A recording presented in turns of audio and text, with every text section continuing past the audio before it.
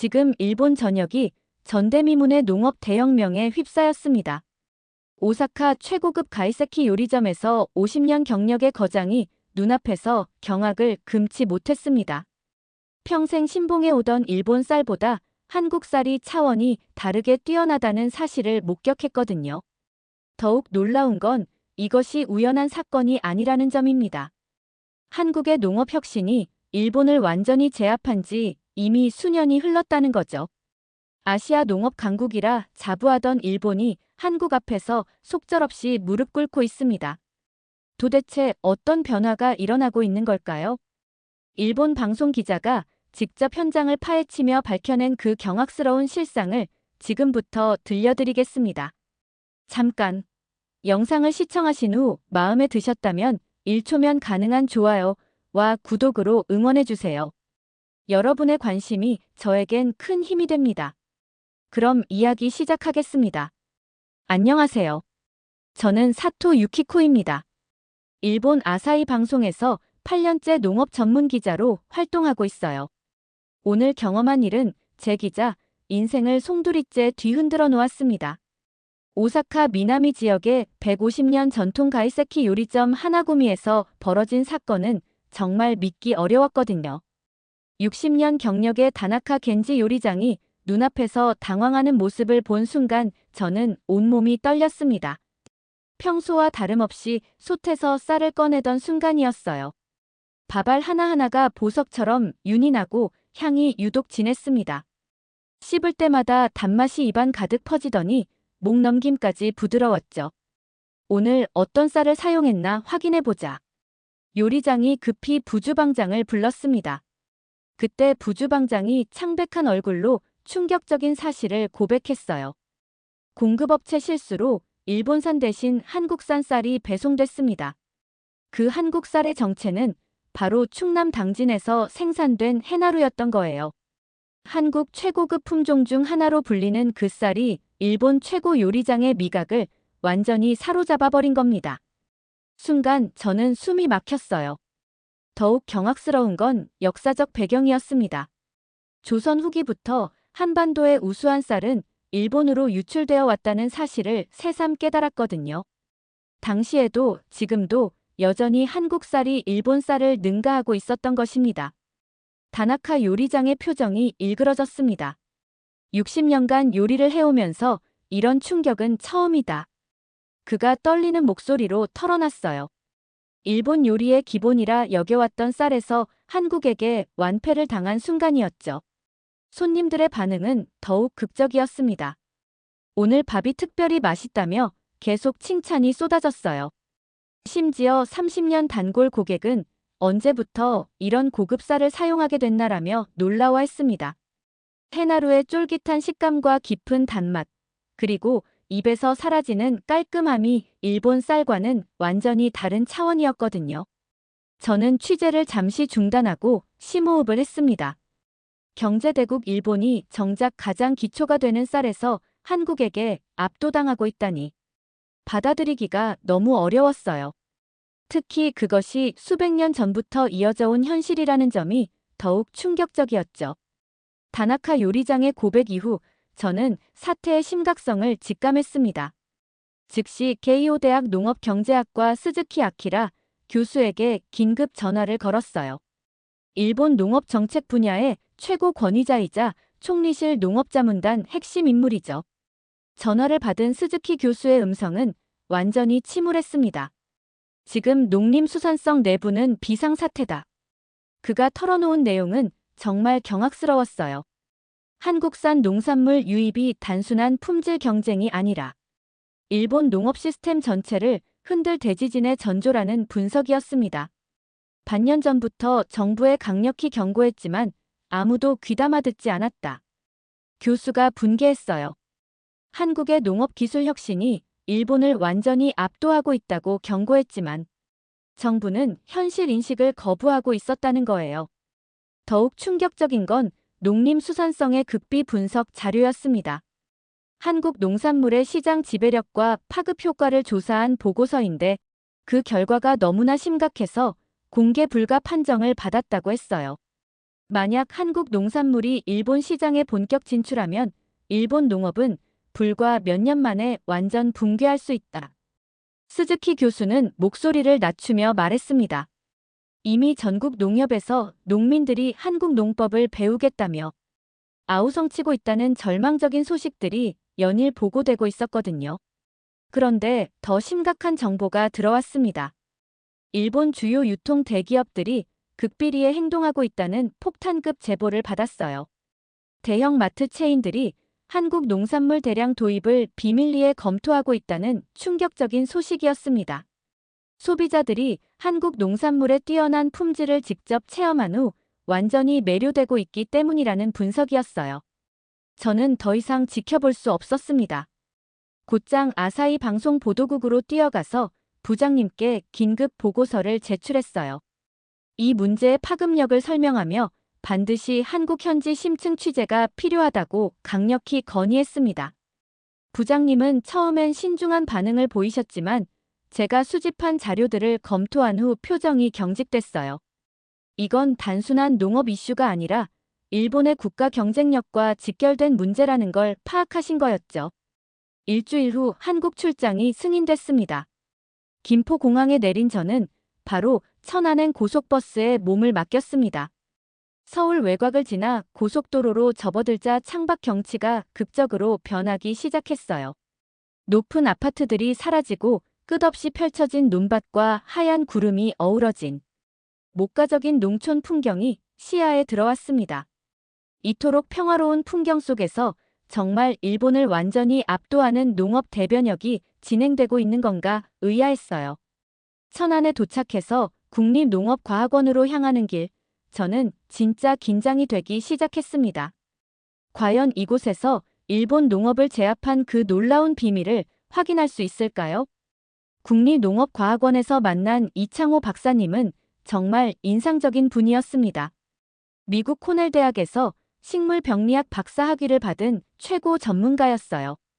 더욱 놀라운 건 일본 홋카이도 대학과도 장기간 공동 연구를 수행한 경험이 있다는 사실이었습니다. 일본 농업 실정을 누구보다 정확히 파악하고 있는 권위자였던 거죠. 이 박사님이 안내해준 연구시설을 보는 순간 저는 정말 입이 다물어지지 않았습니다. 이건 완벽한 미래형 시스템이었어요. 온습도가 정밀하게 제어되는 최첨단 배양실에서 수십 가지 품종의 작물이 성장하고 있었습니다. 개별 품종마다 AI가 최적의 환경 조건과 양분 상태를 실시간으로 분석해서 자동으로 관리하고 있었어요. 이건 단순한 농업이 아니라 완전한 바이오테크놀로지 산업이었습니다. 일본이 아직도 경험에 의존한 관행 농법에 머물러 있을 때 한국은 이미 차세대 농업을 완성해 놓은 거였어요. 가장 경악스러웠던 건 한국 농업 기술의 해외 진출 현황이었습니다. 이 박사님은 자신만만하게 설명했어요. 이미 아랍에미리트의 사막지대에 한국 스마트팜 기술을 전수해서 놀라운 결과를 얻고 있습니다.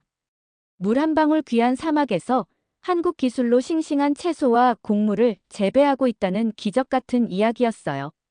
더욱 놀라운 건 덴마크와 프랑스 같은 유럽 농업 선진국들도 한국의 농업 시스템을 벤치마킹하고 있다는 사실이었습니다. 저는 완전히 할 말을 잃었어요. 전 세계에서 가장 엄격하다는 유럽 농업 표준에서도 한국 기술이 인정받고 있다니 상상도 못했습니다. 충남대학교로 이동한 저는 박민수 생명환경학과 교수님을 만났습니다. 독일 뮌헨 공대에서 농업 자동화 박사 학위를 취득하고 스위스 연방공과대학에서 연구원을 지낸 세계적 석학이었어요. 더욱 놀라운 건 일본 스쿠바 대학과도 15년간 기술 협력을 진행해온 분이라는 사실이었습니다.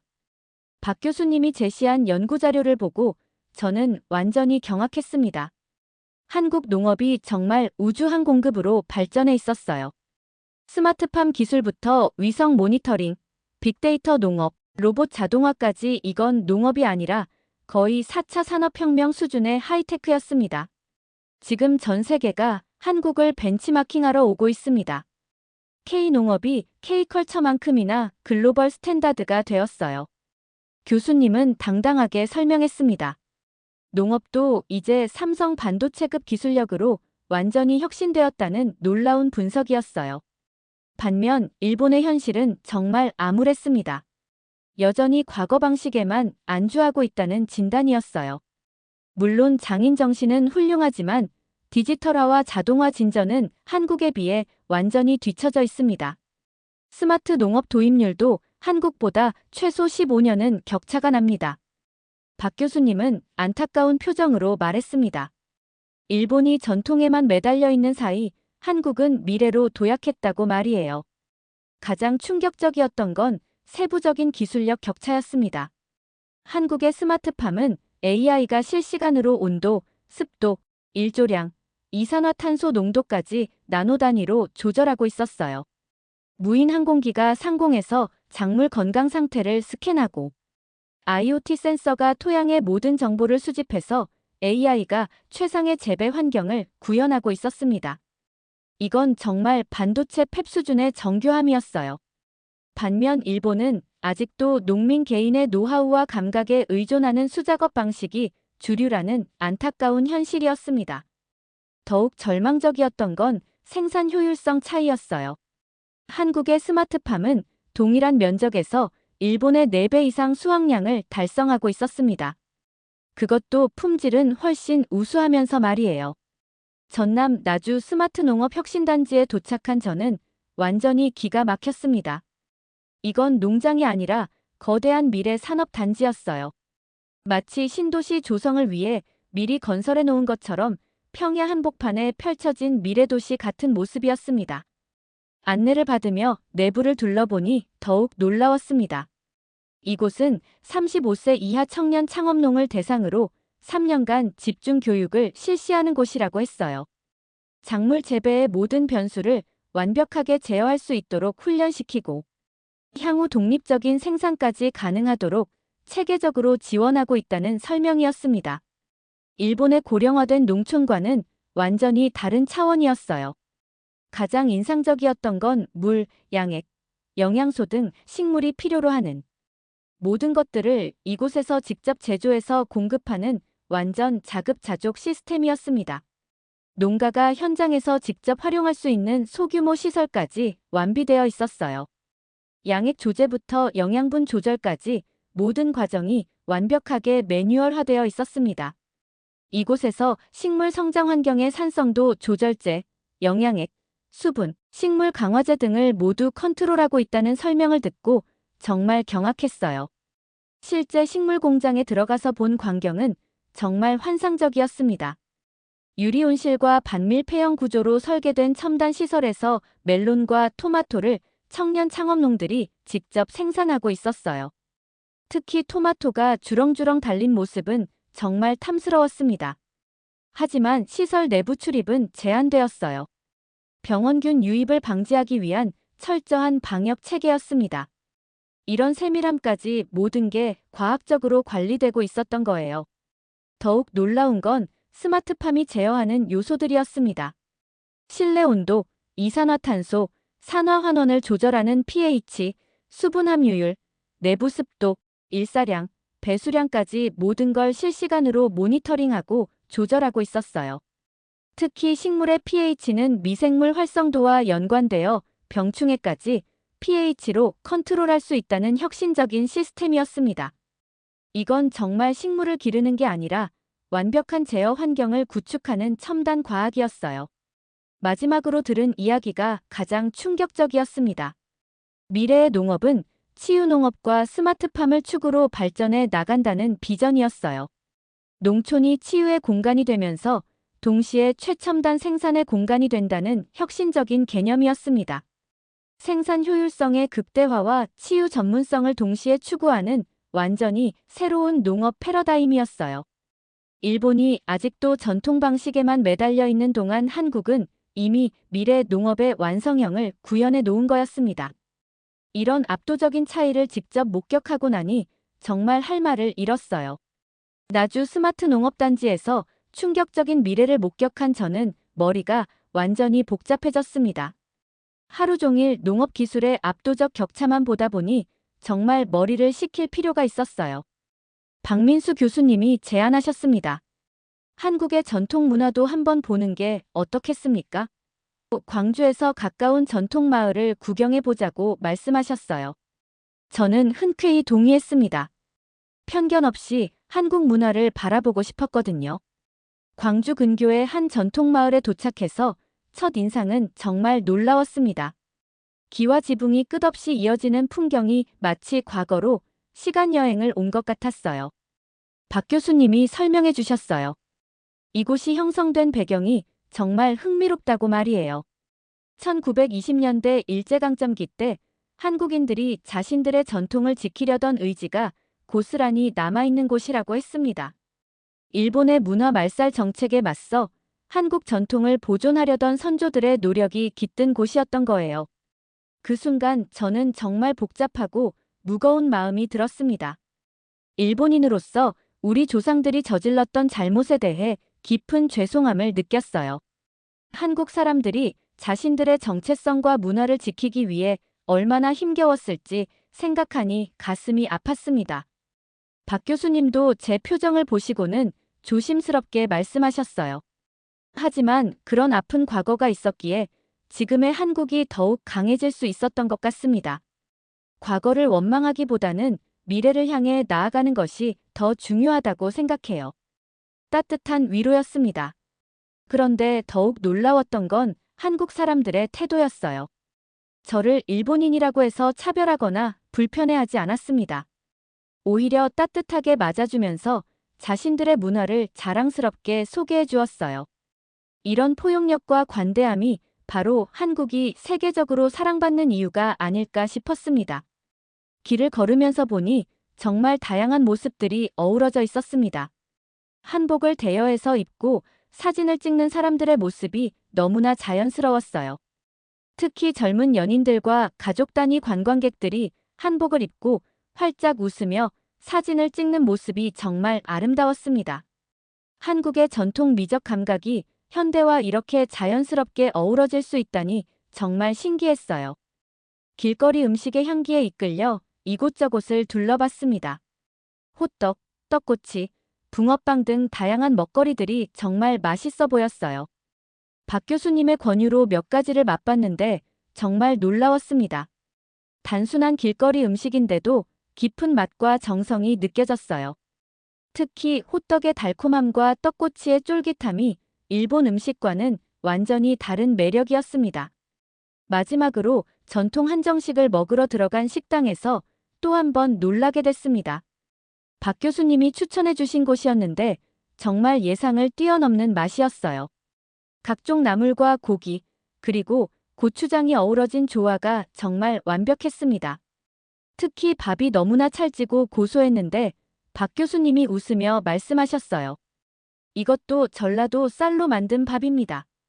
아까 농업 현장에서 본 그 놀라운 기술로 생산된 쌀이에요. 저는 또 한 번 감탄할 수밖에 없었어요. 전통 마을을 걸으면서 저는 정말 많은 생각이 들었습니다. 한국 사람들의 문화적 포용력과 창조성이 농업 분야에서 보여준 혁신성과 맥을 같이 한다는 걸 느꼈어요. 전통을 지키면서도 새로운 것을 받아들이고 그것을 자신만의 것으로 만들어내는 능력이 정말 뛰어나다고 생각했습니다. 한국에서의 마지막 밤, 저는 호텔방에서 나흘간의 취재 기록을 정리하며 정말 복잡한 심경이었습니다. 내일이면 일본으로 돌아가서 이 모든 충격적인 진실을 일본 국민들에게 공개해야 했어요. 과연 일본 사람들이 이 절망적인 현실을 받아들일 수 있을까 하는 걱정이 앞섰습니다. 하지만 기자로서 진실을 왜곡할 수는 없었어요. 한국에서 본 것들은 정말 충격 그 자체였거든요. 일본과 한국의 차이는 정말 하늘과 땅 차이였습니다. 한국은 이미 20년 전부터 미래를 준비해 왔는데 일본은 아직도 과거에 갇혀 있었어요. 농업 기술력에서는 한국이 우주항 공급으로 진화한 반면 일본은 여전히 아날로그 수준에 머물러 있었습니다. 청년 농부 육성에서는 한국이 빅데이터를 활용하는 동안 일본은 고령화로 무너져 가고 있었어요. 국제적 위상에서도 한국은 전 세계에 농업 기술을 수출하는데 일본은 내수에만 갇혀서 존재감이 사라지고 있었습니다. 가장 부러웠던 건 한국의 미래 비전이었어요. 나주 스마트 농업단지에서 본 35세 이하 청년들의 당당한 모습, 아랍권과 유럽까지 진출한 K농업의 위상, 그리고 전통마을에서 느낀 전통과 현대의 완벽한 조화까지 모든 것이 일본보다 압도적으로 앞서 있었습니다. 한국은 농업을 국가 전략 산업으로 키워서 K드라마 못지않은 소프트 파워로 만들어냈는데, 일본은 여전히 전통만 고집하며 혁신을 거부하고 있었어요. 정말 절망적이었던 건 일본의 현실이었습니다. 고령화된 농촌, 방치되는 논밭, 후계자 없는 농가들, 그리고 변화를 거부하는 정부와 기성세대까지 모든 게 한국과 정반대였어요. 한국 청년들이 땅을 파는 게 아니라 데이터를 캔다고 당당하게 선언할 때 정말 소름이 돋았습니다. 반면 일본은 아직도 손맛과 경험에만 의존하는 시대착오적 농업에 머물러 있었어요. 이런 격차로는 일본이 한국을 따라잡는 것이 영원히 불가능할 것 같았습니다. 내일 일본으로 돌아가면 저는 이 모든 사실을 아사히 방송 전국 뉴스로 공개할 예정입니다. 일본 국민들이 충격을 받을 수도 있지만 현실을 직시해야만 변화가 가능하다고 생각해요. 한국의 압도적 우위를 인정하고 겸허하게 배우는 자세가 필요합니다. 자존심보다는 미래가 더 중요하거든요. 더 이상 과거의 영광에만 매달려서는 일본의 미래가 없다는 걸 분명히 전하고 싶었어요. 한국에서 보낸 나흘은 정말 제 인생을 바꿔놓은 시간이었습니다. 편견을 버리고 열린 마음으로 바라보니 한국의 진짜 모습이 보였어요. 농업혁명부터 문화적 포용력까지 모든 면에서 일본이 배워야 할 점들이 너무나 많았습니다. 이제 일본으로 돌아가서 이 소중한 경험을 많은 사람들과 나누고 싶어요. 변화의 출발점이 되고 싶습니다. 제 이야기를 들어주셔서 감사합니다. 오늘의 이야기 어떻게 들으셨나요? 정말 놀라운 현실이었죠.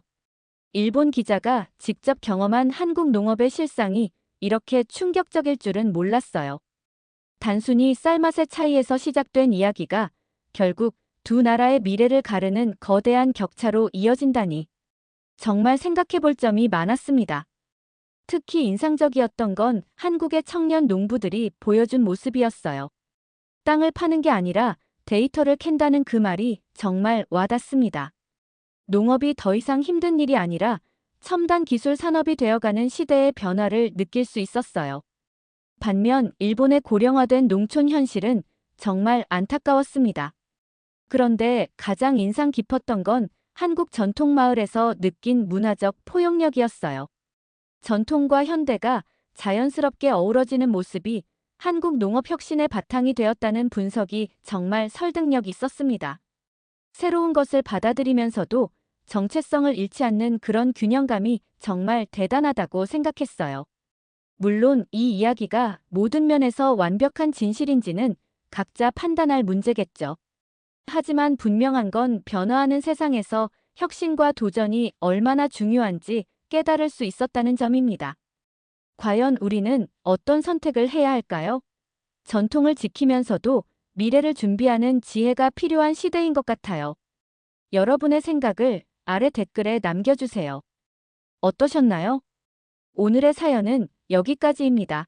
구독과 좋아요는 영상 제작에 아주 큰 힘이 됩니다. 지금까지 우감사의 사라였습니다.